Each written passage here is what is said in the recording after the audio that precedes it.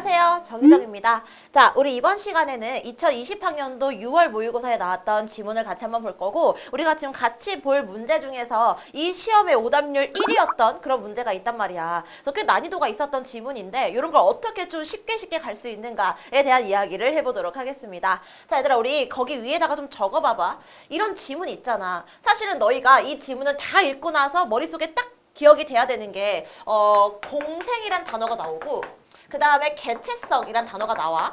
그럼 지문을 읽었을 때 공생과 개체성이 어떻게 다른지, 어떤 관계인지 이런 게 좀 정리가 돼 있어야 하는 거거든. 그럼 이걸 정리하려면 우리가 어떻게 읽었어야 했느냐? 자, 일단 첫 번째, 당연히 개념이 나오면 개념의 핵심은 잡아야겠지. 근데 중요한 게 있어. 우리 항상 강조하는 거. 개념의 핵심을 잡을 때는 문장에다 밑줄 치는 게 아니라 그랬어. 어떤 키워드가 나오면 그 키워드 위주로 가줘야 핵심이 너한테 잡힌다 그랬다. 두 번째로, 네가 글을 읽다가 뭔가 케이스가 구분되어 있어? 이건 공생에 관련된 얘기 같아. 이거 개체성에 관련된 얘기 같아. 와 같은 어떤 케이스가 나뉘어져 있다면 그런 케이스는 구분을 하면서 읽을 필요가 있습니다. 자, 그다음에 세 번째로 제일 중요한 게 연결하면서 읽어야 되는 거거든. 앞에서 했던 말을 좀 길게 설명하는 게 뒷부분이라 생각했을 때 앞에 있었던 말과 뒤에 있는 말이 결국은 같은 의미라는 걸 우리가 파악을 하면서 읽어야 돼. 그러니까 연결을 해주면서 읽어야 돼. 그래야 글이 쫀쫀하고 단순하게 갈 수 있는 거야. 그래서 오늘은 쌤이랑 이 연결하면서 읽는 걸 어떻게 하는 건지를 한번 얘기해 보도록 하겠습니다. 자, 준비되셨죠? 오케이, 좋아요. 자, 일단 첫 번째 단락부터 갑시다.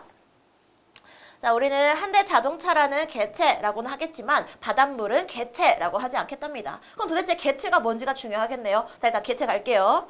자, 어떤 부분들이 모여서 하나의 개체를 이룬다고 할 때, 개체라고 하는 것은 어떤 부분들이 모이는 거야. 그렇게 했을 때 이를 개체라고 부를 수 있는 조건은 무엇일까? 얘들아, 여기 밑줄 쳐봐. 개체라고 부를 수 있는 조건은 무엇일까? 하면서 질문을 던지잖아. 우리 이렇게 질문이 나오고 있으면 이게 지금 중심 소재라는 거야. 개체가 뭔지, 그 조건이 뭔지에 대한 얘기를 하겠다는 거지. 그럼 너희는 여기 표시했었어야 돼. 그리고 개체라고 부를 수 있는 조건에다가 체크를 하면서 읽어줬어야 했던 거죠. 자, 같이 한번 가보도록 할게요.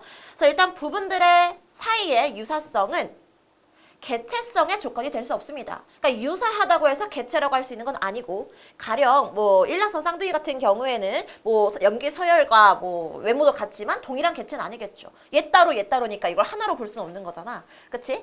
그래서 부분들의 강한 유기적 상호작용이 그 조건으로 흔하게 제시가 됩니다. 그럼 여기서 말하는 조건이라고 하는 것은 우리 개체라고 부를 수 있는 조건. 그럼 그 조건이 나왔네요. 첫 번째, 강한 유기적 상호작용. 여기 밑줄 쳤었어야 돼. 서로 유기적으로 상호작용을 강하게 해야지만 그걸 하나의 개체라고 본답니다. 자, 하나의 개체를 구성하는 부분들은 외부 존재가 개체에 영향을 주는 것과는 비교할 수 없을 정도로 아주 강하게 서로 영향을 준다라는 겁니다. 자, 일단 하나의 개체라고 할 수 있으려면 서로 엄청 강하게 연결이 돼 있어야 돼라는 걸 조건으로 첫 번째 줬습니다. 자, 얘들아, 우리가 잠깐만 멈췄다가 요 얘기를 같이 한번 해볼게. 보통 첫 번째 단락에서는 중심 소재를 얘기한다 그랬었잖아. 그리고 그 첫 번째 단락에서 중심 소재가 지금 질문의 형식으로 나와 있었지. 개체라고 부를 수 있는 조건은 무엇인가? 했잖아. 이거 지금 내용 전개 방식이랑 연결될 수 있는 거거든? 그러니까 맨 처음에 조건을 얘기해주고 나서 블라블라 다른 얘기 할 거 아니야. 그래서 너희 그 1번 문제 3번이 답이었어. 1번에 3번 가봐. 1번에 3번 보시면 앞에 이렇게 나와 있죠. 개체성의 조건을 제시한 후 어쩌고 저쩌고. 그쵸? 그래서 맨 처음에 이 글 전체의 중심 소재였던 조건을 제시해주고 있다라는 걸 이 3번 선지를 통해서 파악할 수 있어야 되는 거야. 이해되시죠? 그래서 질문이 나오면 우리 이거 중심 소재구나 라고 한번 생각을 하는 그런 연습을 합시다. 자, 두 번째 단락 갑시다. 상이한 시기에 존재하는 두 대상을 동일한 개체로 판단하는 조건도 물을 수가 있답니다. 그럼 개체라고 볼 수 있는 두 번째 조건이 나오겠죠? 자, 그것은 두 대상 사이의 인과성입니다. 자, 두 번째 조건 나왔네요. 인과성 표시하는 거예요. 그래서 여러분들이 글을 읽을 때는 일단 우리 첫 번째 단락에서 개체라고 부를 수 있는 조건 여기에 표시를 하는 거야. 이게 중심 소재고 그 조건으로 두 개가 나왔지? 첫 번째는 강한 유기성. 그다음에 두 번째는 인과성. 이런 걸 이제 동글뱅이 1, 동글뱅이 2 해서 번호를 매겨주면 된다는 거죠. 무슨 말인지 알겠죠? 자, 좋아요. 계속 가도록 할게요. 자, 과거의 나와 현재의 나를 동일하다고 볼 수 있는 이유는 강한 인과성이 존재하기 때문입니다. 그럼 도대체 인과성이 뭔지를 알아야겠네. 자, 가볼게. 자, 과거의 나와 현재의 나는 세포 분열로 세포가 교체되는 과정을 통해서 인과적으로 연결되어 있는 거야. 야, 그럼 인과적인 게 뭔데? 세포 분열하고 세포로 교체되고 이런 걸 인과적이라고 한다는 거지. 오케이? 자, 내가 세포 분열을 통해서 새로운 개체를 생성할 때도 나와 나의 후손은 인과적으로 연결이 되어 있습니다. 비록 나와 나의 후손은 동일한 개체가 아니겠죠. 내가 나중에 딸을 낳았어. 내 딸이랑 나는 다른 개체긴 하겠지만 어쨌든 나와 다른 개체들 사이에 비해서 더 강한 인과성으로 연결이 되어 있는 거야. 내 세포가 분열돼서 이렇게 후손을 만들어내는 거니까 우리 이런 걸 강한 인과성을 갖고 있다라고 한답니다.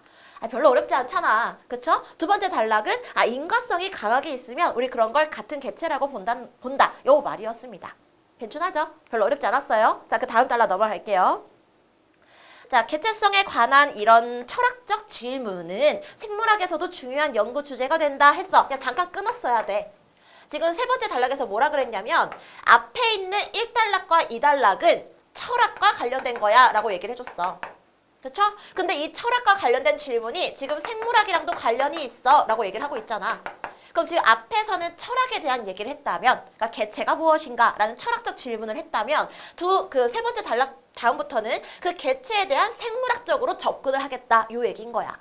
이 지문은 사실 철학이랑 과학이 융합되어 있는 융합 지문인 거거든. 그래서 이 내용적인 게 좀 다르게 가고 있으면 우리도 잠깐 끊었다가 가주시면 되는 겁니다. 그럼 지금부터는 뭔가 과학적인 얘기를 해주겠다는 거네. 자, 같이 한번 가보도록 할게. 자, 개체성에 대한 이런 철학적 질문은 생물학에서도 중요한 연구 주제가 될 건데 생명체를 구성하는 단위를 세포라고 한답니다. 그렇구나. 일단 세포 표시하시고요. 자, 세포는 생명체의 고유한 유전 정보가 담긴 DNA를 가질 거고요. 이를 복제하며 증식하고 번식하는 과정을 통해서 DNA를 후세에 전달합니다. 근데 사실 얘들아,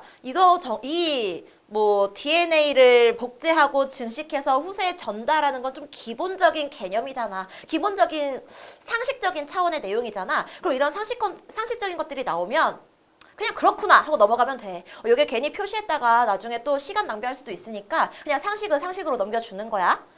자, 근데 만약에 새로운 정보가 나오면 그 정보는 잡아야겠지. 자, 할게.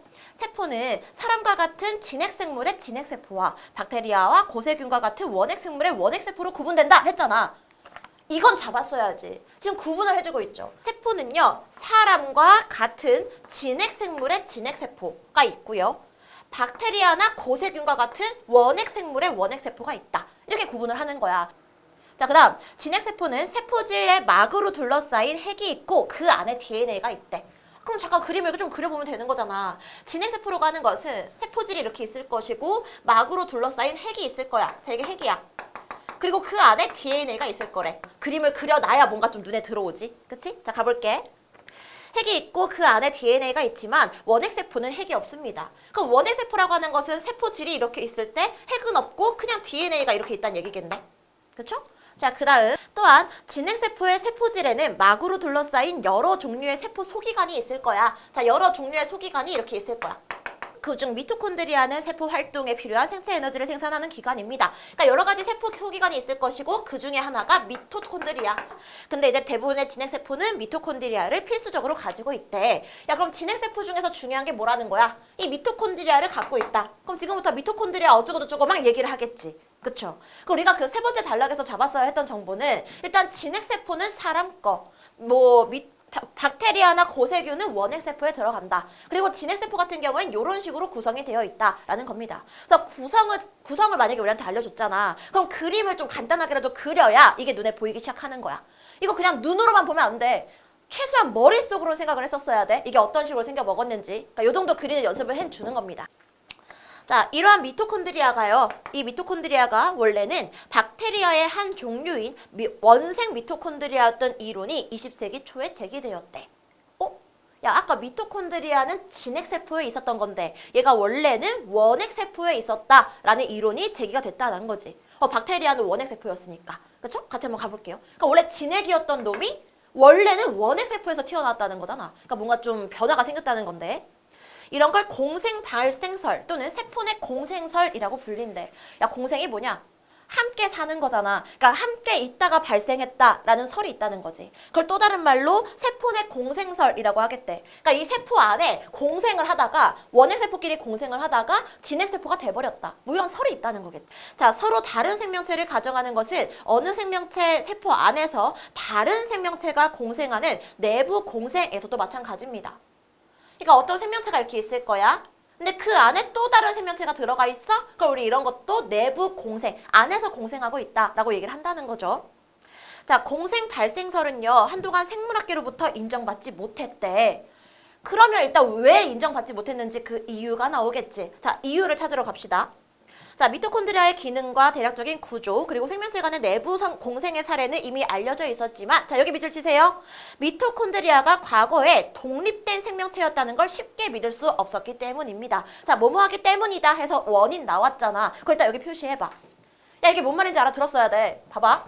미토콘드리아가 독립된 생명체가 아니기 때문에 뭐 할 수 없다? 공생할 수 없다. 이렇게 얘기를 해줬어. 야, 우리 이게 뭔 소린지 알아먹었어야 했던 거거든? 야, 잘 봐라. 공생이라고 하는 것은 어쨌든 서로 다른 두 개체가 함께 있는 거였어. 근데 만약에 미토콘드리아가 하나의 생명체가 아니라면, 하나의 개체가 아니라면 걔는 공생할 수 있는 게 전제 조건 자체가 마땅치 못한 거지. 그러니까 공생이라고 하는 것은 서로 다른 생명체, 서로 다른 개체가 공존하는 거야. 함께 있는 게 공생인데 미토콘드리아가 독립된 생명체가 아니라면, 그러니까 하나의 생명체가 아니라면 그건 공생이라 볼 수 없다라는 거겠죠. 야, 그럼 거꾸로 가볼게. 만약에 이걸 공생이라고 봤다면, 아, 이거는 미토콘드리아 자체를 독립된 생명체로 본 거야. 무슨 말인지 알겠니? 자, 요거 좀 잡아줬었어야 했어. 지금 이 미토콘드리아를 독립된 생명체로 보지 못했기 때문에 공생설은 인정받지 못했다라는 게 나왔잖아? 그러면 만약에 미토콘드리아가 독립된 생명체였다면 우리 그런 건 공생 관계로 볼 수 있겠구나 라고 생각을 해주는 거야. 그럼 기억의 이유를 물어보는 문제가 3번에 있었거든요. 그럼 3번을 빨리 해결을 하고 그 다음 따라 넘어가면 되는 거야. 자, 일단 3번 문제 같이 한번 가보도록 할게. 자, 3번 문제가요. 윗글을 참고했을 때 기억의 이유로 가장 적절한 걸 찾고 있었습니다. 얘들아, 우리 항상 적절한 문제를 물어보는 경우에는 네가 먼저 기준을 잡기로 했었어. 핵심을 가지고 기준을 잡았어야 돼. 그럼 기억의 이유가 뭐였어? 미토콘드리아는 독립된 생명체가 아니다 이거였잖아. 그럼 네가 먼저 이걸 기준을 잡아. 그리고 이거랑 관련된 선지를 골라주면 되는 거거든. 그게 5번이었어요. 자, 5번 갑시다. 자, 미토콘드리아가 자신의 고유한 유전 정보를 전달할 수 있다. 자, 밑줄 쳐. 고유한 유전 정보, 고유한 DNA를 전달할 수 있다라고 하는 것은 독립된 생명체다라는 얘기잖아. 근데 독립된 생명체라는 것을 알지 못했기 때문에 처음에는 공생 관계를 인정하지 못했다라는 것이 되겠죠. 오케이, 좋아요. 한 생명체가 세대를 이어가는 중에 돌연변이와 자연선택이 일어날 것이고 종이 진화하고 분화한다라고 보는 것이 전통적인 유전학이었는데 이 유전학에서는 두 원핵 생물의 결합은 주목받지 못했답니다. 그러니까 원래는 두 원핵 생물이 결합을 해가지고 공존해서 나중에 진핵 생물이 나오는 건데 그거 자체를 인정하지 못했다라는 겁니다. 자, 그러다가 했습니다. 그럼 그러다가 나왔잖아. 여태까지는 인정을 받지 못하다가 그러다가 인정받기 시작했어. 이런 흐름으로 가겠죠. 그럼 어떻게 인정을 받았는지 보도록 할게요. 자, 전자 현미경의 등장으로 미토콘드리아의 내부 세밀하게 관찰이 됐고 미토콘드리아 안에는 세포에게 DNA와는 다른 DNA가 있었지. 자, 밑줄 쳐. 미토콘드리아 안에도 자기 나름의 DNA를 갖고 있었다라고 하는 것은 결국 미토콘드리아도 독립된 생명체구나 라고 우리가 인식하게 됐다라는 얘기겠죠. 그럼 미토콘드리아가 독립된 생명체라고 인식이 됐으니까 공생할 수 있겠네 라는 생각을 확장할 수 있게 됐다라는 얘기가 되겠습니다. 그래서 여러분들은 여기 표시가 돼 있었어야 돼. 다른 DNA가 있었다 표시하시고 이거 독립된 생명체구나, 이거 독립된 개체구나 라고 파악하시는 거예요. 자, 그러면서 뭐 단백질을 합성하는 자신만의 리보솜이라는 걸 갖고 있었다라는 걸 밝혀지면서 공생 발생설이 새롭게 부각이 되었다라는 겁니다. 그래서 우리가 이 단락에서 잡았어야 했던 포인트는 요거야. 미토콘드리아가 독립된 생명체가 아니기 때문에 공생할 수 없다라고 하는 것은 다시 말해서 만약에 그게 독립된 생명체라면 그거는 공생할 수 있다. 이렇게 간다는 얘기죠. 이해되시죠? 이렇게 연결하면서 읽어주는 겁니다. 공생 발생설에 따르면 진핵생물은 원생 미토콘드리아가 고세균의 세포 안에서 내부 공생을 하다가 탄생했다. 얘들아, 이거 위에 있는 말이랑 연결시킬 수 있어야 돼. 이거 잠깐만 밑줄 쳐볼래? 원생 미토콘드리아가 고세균의 세포 안에서 내부 공생을 했다. 쌤이 지웠네. 우리가 아까 내부 공생이라는 게 이런 거였어. 그 원핵세포와 원핵세포가 공생을 하다가 나중에 진핵세포가 발생됐다. 요거였잖아. 이게 공생 발생설이었지. 근데 지금 그 원핵세포의 존재들이 뭔지 우리 몰랐었거든? 근데 그 정보를 지금 여기서 주고 있는 거야. 일단 첫 번째 원핵세포는 맨 처음에 나와 있는 원생 미토콘드리아겠지? 그 다음에 나오는 원핵세포가 고세균인 거야. 그러니까 고세균 안에 원생 미토콘드리아가 이렇게 들어가 있었겠지. 내부 안에 들어가 있었던 거야. 그러면서 공생을 하고 있다가 이게 나중에 진핵세포로 발전하게 됐다. 이 얘기겠죠? 그래서 여러분들이 이 문장을 읽었을 때 이거 위에서 나왔던 내부 공생을 구체적으로 설명해주고 있구나 라고 생각을 하는 겁니다. 고세균의 핵의 형성과 내부 공생의 시작 중 어느 것이 먼저인지에 대해서 논란이 있어. 그러니까 이게 고세균이라는 거야. 이 고세균이 핵이 생성이 되는 것과 서로 내부 공생을 한 것 중에 뭐가 시작이 되는지는 알 수가 없겠지만 어쨌든 고세균은 세포질에 핵이 생겨서 진핵세포가 될 거야. 아까 얘기했었지. 원래 고세균은 원핵세포야. 근데 원핵세포와 진핵세포의 차이점은 핵이 있는지 없는지였어. 진핵세포는 핵이 있었지만 얘는 원래 핵이 없었단 말이야. 근데 지금 고세균 같은 경우에 핵이 생겼다고. 그러니까 진핵세포로 변화하게 됐다. 이 얘기가 되겠죠. 자, 그러면서 원생 미토콘드리아 같은 경우엔 세포 소기관인 미토콘드리아가 됐답니다. 저기 표시하세요. 원생 미토콘드리아는 원래 원핵세포였어. 근데 이게 지금 미토콘드리아가 됐다라고 했으니까 원핵생물에서 진핵생물로 탄생하게 됐다라는 얘기가 되겠죠. 자, 그러면서 미토콘드리아가 원래 박테리아의 한 종류였다는 근거는요. 여러 가지가 있습니다. 자, 여기 표시하세요. 박테리아의 한 종류였다? 위에 있는 표현으로 바꾸자면 원핵생물 중에 하나였다. 요 얘기가 되겠죠. 근데 원래는 원핵생물이었다라는 근거가 여러 가지가 있대. 그럼 그 근거들이 나오면 우리가 표시를 하면 되겠어. 그래서 여러분들이 표시를 잘 했는지 확인할게. 일단 첫 번째 근거는 그 밑에 줄에 뭐 이분 분열을 통해서만 만들어진다. 요거 나왔었고 그 다음 근거는 또 밑에 줄에 있어요. 진핵세포막의 수송 단백질과는 다른 종류의 수송 단백질인 거야. 그러니까 진핵세포와는 다른 단백질을 갖고 있었다고. 원핵세포만 갖고 있는 어떤 수송 단백질이 있었겠죠? 우리 그런 걸 포린이라고 한대요. 그 다음 박테리아의 세포막에 있는 카디오리핀이라는 게 존재한다. 이건 세 번째 근거가 되겠지.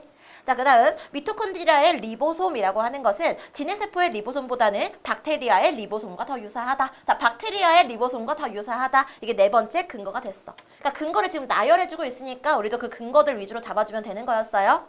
좋아요. 자, 이제 마지막 단락 넘어가겠습니다.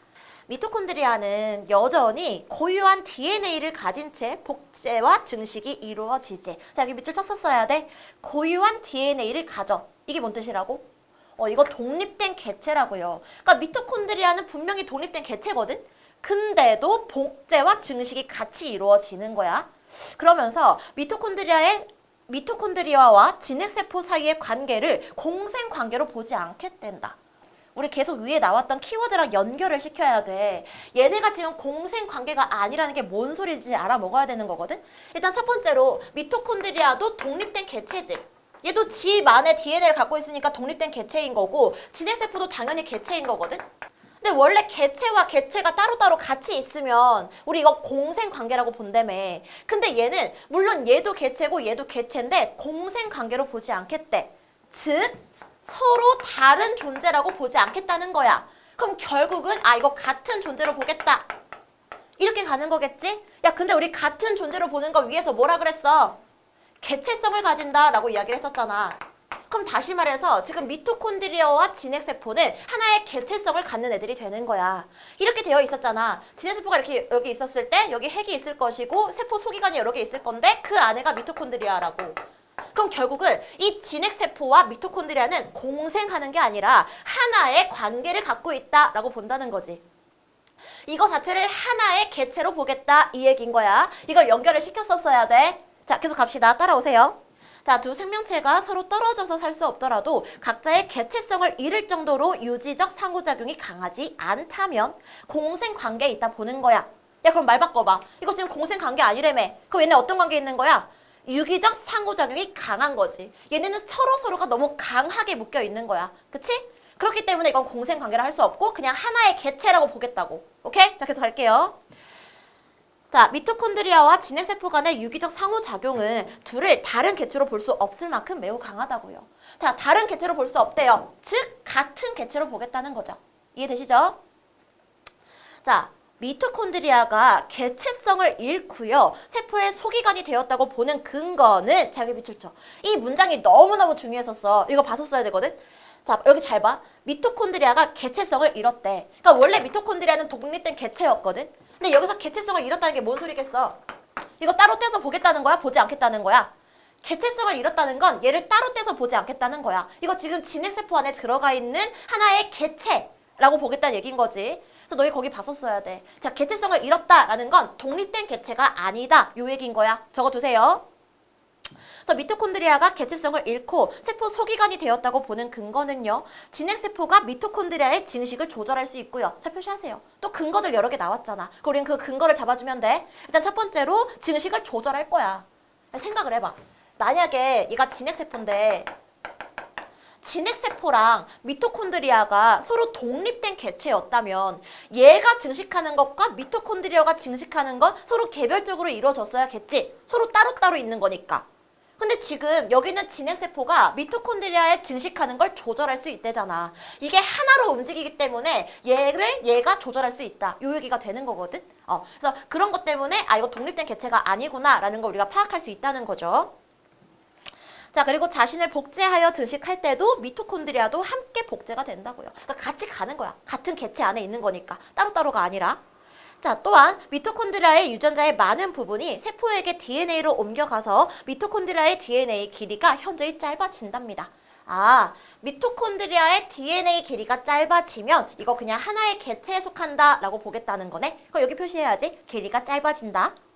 자, 그 다음에 미토콘드리아에서 일어나는 대사 과정에 필요한 단백질은 세포에게 DNA로부터 합성이 될 것이고, 그러니까 이제 세포에게 DNA로부터 단백질이 합성이 된다라는 걸 표시하시고요. 그다음 미토콘드리아의 DNA에 남은 유전자는 생체 에너지를 생산한다. 뭐 이렇게 얘기를 했습니다. 자, 좋아요. 그래서 결국 지문을 다 읽었어. 우리가 지문을 다 읽고 나서 머릿속에 정리가 됐어야 했던 건 역시나 공생이라는 것과 개체성이라는 게 어떻게 다른지 이걸 보는 거였어. 야, 잠깐만 정리하고 넘어가자. 그럼 결국 너희가 읽으면서 정리를 했어야 했던 것은 개체라고 하는 것은 여러 개가 모여 있어도 결국 하나로 움직이는 거, 이게 개체인 거고, 공생이라고 하는 것은 요 하나와 요 하나가 따로따로 같이 있는 거라고 봤었어야 했던 거죠. 그래서 여러분들이 글을 읽으면서 개체라는 게 뭐고 공생이라는 게 뭔지 요 개념을 좀 정리를 했었어야 했다. 케이스를 분류를 하면서 읽었어야 했다라는 겁니다. 이번에 이거 이제 내용일치 문제여서 여러분들이 내용일치 연습을 많이 했을 거라서 크게 어렵지 않게 해결은 됐겠지만, 자, 같이 한번 가보도록 할게. 얘가 답이 4번이었거든. 일단 4번부터 가면은, 자, 미토콘드리아의 대사 과정에 필요한 단백질이었지. 우리 아까 미토콘드리아 단백질에 관련된 게 맨 마지막에 있었어. 거기 맨 마지막에 잠깐만 가볼래? 미토콘드리아의 단백질 같은 경우에는 세포핵의 DNA로부터 합성이 된다라고 이야기를 했어. 얘들아, 그럼 잘 봐. 그림을 그려놨잖아. 이때 미토콘드리아의 단백질을 합성할 거거든? 근데 그게 어디서 일어난다 그랬어? 세포핵의 DNA로부터 합성이 되는 거지. 그럼 세포핵의 DNA는 여기 있잖아. 그럼 여기에서 뭔가 과정이 일어나야 되는 거 아니야? 맞지? 근데 4번 선지 봐봐. 4번 선지에서 뭐라 그랬냐면 이렇게 하려면 미토콘드리아의 막을 통과해서 세포질로 이동해야 된다라고 이야기를 했죠. 이거 틀렸어. 얘는 지금 미토콘드리아 막이 아니라 이 세포질에, 세포핵에 있는 요 막을 어떻게 통과를 해가지고 옮겨가서 합성을 하고 이런 과정이 있어야죠. 그럼 결국 얘는 미토콘드리아의 막이 아니라 세포핵의 막을 통과해야겠다라는 걸 우리가 그림을 그렸으면 이해가 되는 거야. 그래서 우리 친구들 만약에 본인이 이 진핵세포의 요 구조를 굳이 그림을 그리지 않더라도 머릿속에 자연스럽게 떠올라? 그럼 안 그려도 돼. 근데 그게 안 될 것 같으면 요거 그렸어야 돼. 그래야 답이 보이는 거야. 무슨 말인지 알겠죠? 그래서 요 정도 그림 그리는 연습은 좀 해줍시다. 어떤 구성 요소가 나와 있으면 그거는 좀 그림으로 가는 거야. 자, 4번을 같이 한번 가도록 할 건데, 진핵세포의 세포 소기관들을 연구한 결과입니다. 그 대표적인 세포 소기관이 미토콘드리아였죠? 그럼 그 위에다 미토콘드리아 좀 적어주시고요. 자, 질문은 이거였어. 이 미토콘드리아, 즉 세포 소기관이 박테리아로부터 비롯됐다고 판단할 수 있는 근거. 다시 말해서 원핵세포가 진핵세포로 바뀌었다라고 볼 수 있는 근거가 무엇이 있느냐. 그래서 우리 5번째 단락에서 근거 1, 2, 3, 4 해가지고 작은 거 보였죠? 그 근거들을 여러분이 찾아주면 되겠고, 답은 그래서 기억하고 리을을 가면 돼. 그래서 기억 같은 경우에는 이분 분열을 한다. 요거 맞는 말이 되는 거였죠? 그다음에 리을 같은 경우에도 다량의 카디오리핀이 있는 거, 이거는 이제 박테리아 세포막에 있었던 거니까 얘는 적절한 근거가 되겠죠. 자, 근데 니은을 볼게요. 자, 일단 세포 소기관이 자신의 DNA를 가지고 있는 건 오케이, 맞아. 그런데 진핵세포의 리보솜을 가지고 있어?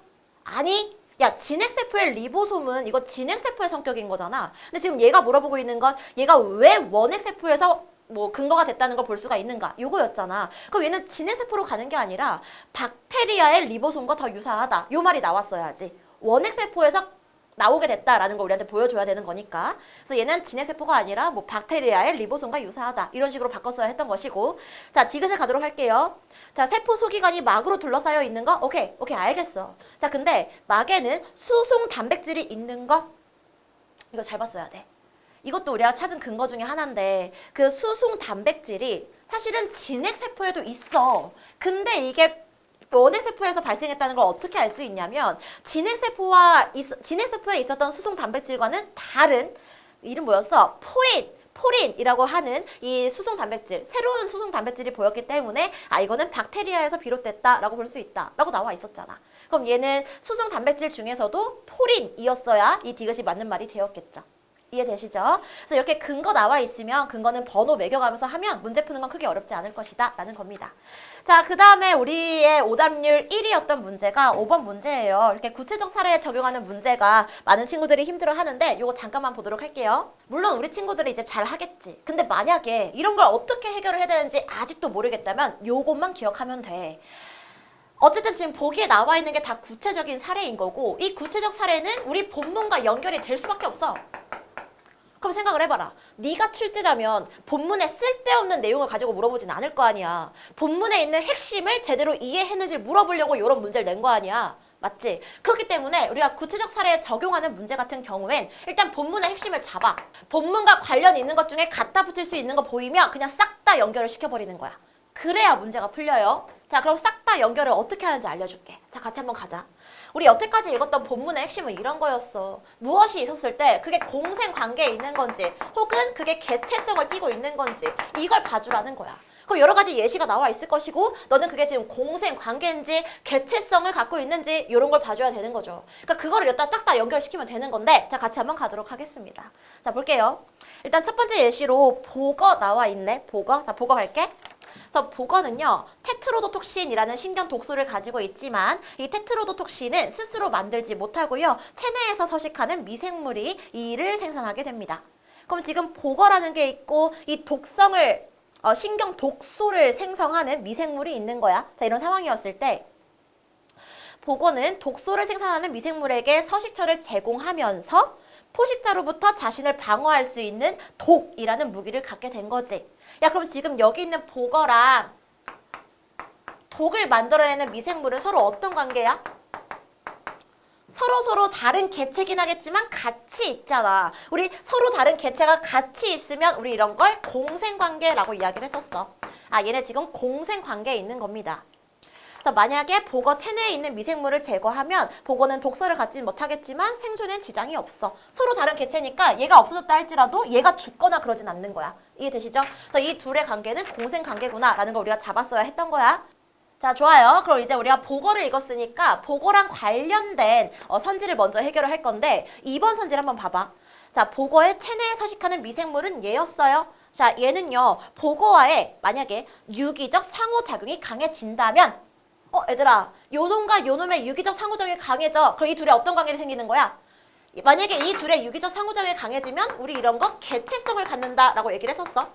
이 둘이 하나의 개체를 이루고 있다. 요 얘기가 되는 거였는데 그렇다면 개체성을 이룰 수 있겠다. 이게 뭔 말인지 알아들어야 돼. 말이 좀 헷갈리게 나와 있지. 우리 아까 본문을 읽으면서 얘기했었는데 이 개체성을 잃는다는 게 뭔 소리였냐?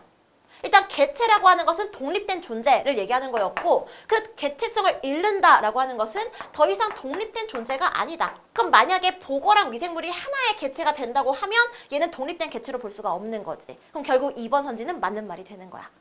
이해되시죠? 오케이, 좋아요. 자, 그 다음에 3번을 볼게요. 3번. 자, 보거의 세포가 증식할 때 보거 체내에서 독소를 생산하는 미생물의 DNA도 함께 증식하는 건 아니겠죠. 야, 만약에 얘가 증식할 때 얘도 같이 증식이 된다면 이 둘은 서로 같은 개체여야 하는 거야. 근데 우리는 보거랑 미생물은 공생관계이기 때문에 얘 따로 있는 거구나 라고 읽었잖아. 그럼 이거는 함께 증식하는 건 아니라고 파악을 할 수 있겠죠? 이렇게 맞는 말이 되겠고요. 자, 근데 보고는 끝났어. 그럼 이번에는 그 밑에 예시를 보도록 할게. 자, 보기 다시 돌아갑니다. 자, 실험실의 아메바가 병원성 박테리아에 감염이 되어서 대부분의 아메바는 죽고 일부 아메바가 생존을 하게 됐는데 이 생존한 아메바의 세포질에서 서식하는 박테리아는 스스로 복제하여 증식할 수 있었고. 자, 끊어. 지금 두 번째 예시에서 우리가 봐줘야 하는 건 일단 아메바가 있고요. 그 아메바에서 서식하는 박테리아가 있네. 일단 아메바 안에서 얘가 서식하고 있다 하니까 뭔가 공생 관계인 것 같기는 한데 조금 더 정확하게 가려면 여기 있는 박테리아가 어떻게 하고 있대? 얘는 스스로 복제하고 증식한댄다. 야, 스스로 증식할 수 있다는 것은 결국 여기 있는 아메바와 박테리아는 서로 독립된 개체구나. 이렇게 읽었어야겠죠? 그럼 얘는 스스로 증식할 수 있으니까 이건 독립된 개체인 거야. 그럼 봐봐. 얘도 독립된 개체, 얘도 독립된 개체. 근데 얘랑 같이 있어. 우리 이런 걸 무슨 관계라 그래?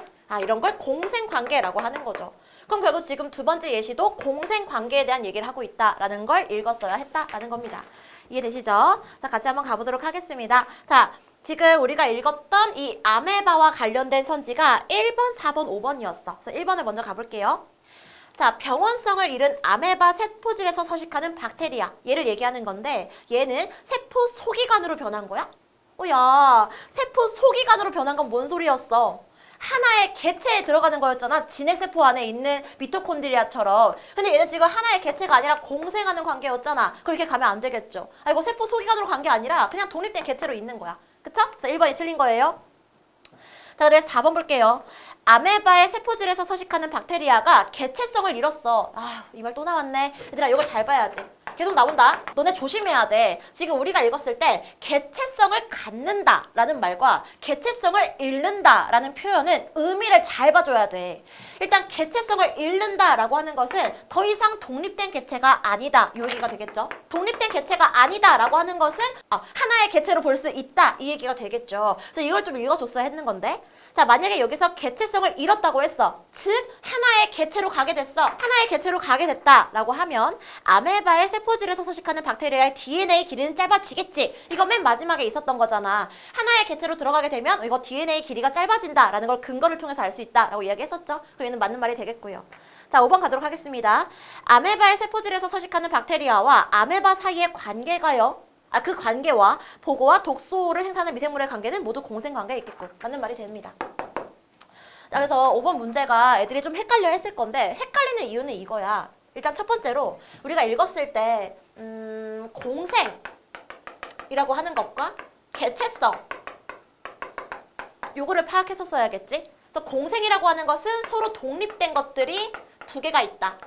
두 개가 같이 있다. 요 얘기였고 개체성이라고 하는 것은 모든 다른 요소들이 결국은 하나로 구성이 되어 있다. 이 얘기였단 말이야. 그래서 여러분들이 글을 읽으면서 공생과 개체성에 대한 개념을 좀 정리를 해주시고 그 다음에 또 힘들었던 건 요거. 개체성을 잃는다는 게 도대체 뭔 소린가? 그럼 이 개체성이라고 하는 것은 결국 독립된 개체라는 얘기인 거고 그 독립되는 성격을 잃게 되는 거니까 개체성을 잃으면 결국 개체를 이루고 있다. 요 말이 된다는 거야. 결국은 하나가 된다. 독립된 두 개가 있는 게 아니라 하나로 들어가게 된다. 요 얘기가 됐다는 거죠. 그래서 우리가 지문을 읽을 때 여기 나와 있는 표현들을 정리하면서 읽는 연습을 해줘야 돼. 그래야 이제 문제 풀 때도 그대로 적용해서 풀 수가 있는 거거든요. 그래서 우리 친구들도 앞으로 지문 공부를 하실 때요. 뭐 실제 시험장 가서 문제를 읽을 때도 마찬가지고 나중에 오답 정리하면서 지문 분석할 때도 마찬가지야. 이거 나와 있는 글자들을 그냥 글자로만 읽으면 안 돼. 그냥 글자로만 읽는 게 아니라 이게 뭘 의미하는 건지 어떻게 연결되는 건지 이런 걸 좀 파악을 하면서 읽는 연습을 해주시길 바랍니다. 오케이, 좋아요. 자, 그래서 일단 여기 있는 지문 내용들 다 마무리를 지었고 지금 쌤이랑 정리한 것처럼 우리도 정리할 수 있는지를 다시 한번 복습하길 바라면서 일단 이번 수업은 여기까지 하도록 하겠습니다. 자, 좋아요. 모두 고생 많았어요. 안녕.